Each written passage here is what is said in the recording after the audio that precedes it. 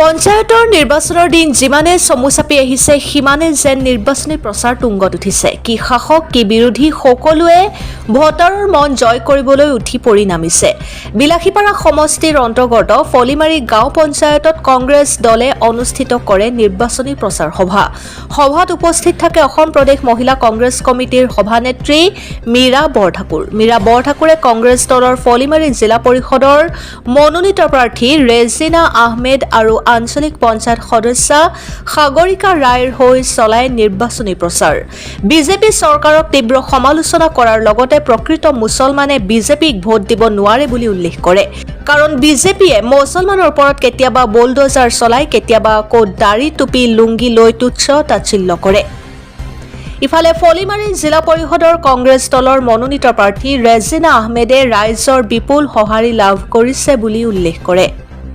Bureau report Arunodoi Assam.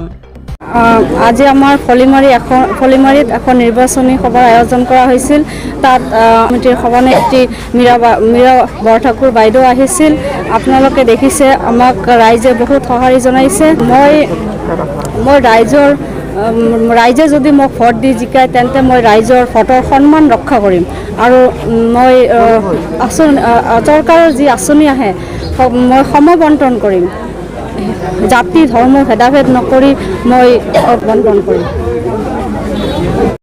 অনুভৱ ৰাইজ ইমান প্ৰচণ্ড গৰম নেওচিও মানুহে এই ৰ'দত মিটিং শুনিবলৈ আহিছে। তাৰ অৰ্থ এইটোৱে যে মানুহে বুজি পাইছে যে কংগ্ৰেছৰ প্ৰয়োজন আছে আৰু এই ফলিমাৰী চাহ বাগানৰ লোকসকলো ইয়াত আহিছে, আমাৰ বিভিন্ন অঞ্চলৰ লোকসকলো ইয়াত আহিছে। তেওঁলোকে মন বান্ধিছে যে এইবাৰ কংগ্ৰেছক ভোট দিব। আমাৰ জিলা পৰিষদো জিকিব, আঞ্চলিক পঞ্চায়তো জিকিব, মেম্বাৰসকলো জিকিব।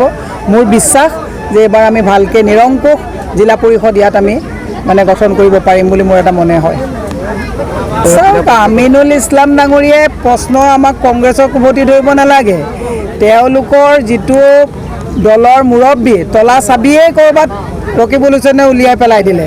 গতিকে তেওঁ আমাক সুধিব নালাগে তেওঁৰ বছজন ক'ত গ'ল, সেইটোৱে তেওঁ প্ৰশ্ন সুধিব লাগে। তলাৰ চাবিয়ে বন্ধ কৰি দিলে, গতিকে চাবি এতিয়া বন্ধ কৰি ক'ৰবাত পেলাই দিলে। গতিকে আমিনুল ইছলামে কংগ্ৰেছক উভতি ধৰাৰ আগতে তেওঁৰ যিজন মুৰব্বী তেওঁকে সুধিব লাগে যে চাবি ক'ত পেলালে। চাবি এতিয়া পেলাই দিলে ইয়াত।